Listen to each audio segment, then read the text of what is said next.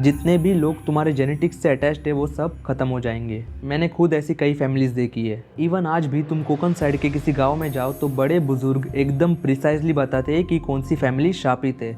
शापित यानी कि कर्स्ड। कर्स मतलब उस फैमिली के फोर फादर्स ने कुछ ऐसे कर्म किए जिनके कॉन्सिक्वेंसेस वो आज भी फेस कर रहे हैं। घर में पैसे नहीं आते, आते भी है तो टिकते नहीं। फैमिली में सडन डेथ हो जाती है, सडन इवेंट्स हो जाते हैं जो पूरा बैलेंस डिस्टर्ब कर देते हैं। फैमिली मेंबर्स पागल हो जाते हैं यानी कि mental health issues. Long series of bad events, एक के बाद एक बुरी चीज़ें होती जाती है। तो फिर इसका सोल्यूशन क्या है? एक ही सोल्यूशन है, स्पिरिचुअल साधना। या फिर दूसरा सॉल्यूशन ये है कि कई जनरेशन्स बाद अगर तुम्हारी जनरेशन बची तो वो कर्मा वेयर ऑफ हो जाएगा और फिर सब चीज़ें नॉर्मल हो जाएंगी। पर अगर अभी कुछ बदलना चाहते हो तो सिर्फ एक ही आदमी बचा सकता है, वो है गुरु।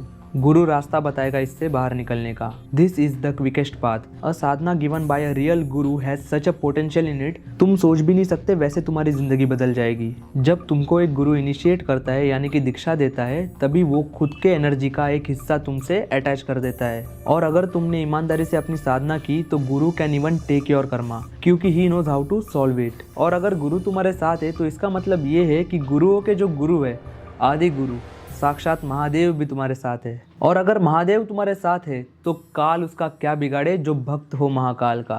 तो किसी भी चीज़ से डरने की ज़रूरत नहीं है। पर ऐसी चीज़ों में तुम पड़ो ही मत यार। महादेव को बुलाना भी तो आसान काम नहीं है ना। शायद कुछ देर के लिए ये एनर्जीज तुमको फैसिनेट करे, तुम्हारे डिज़ायर्स पूरे करे, बट इट्स अ ट्रैप। दो चीज़ें तुमको देंगी और फिर तुम्हारा सब कुछ छीन लेगी।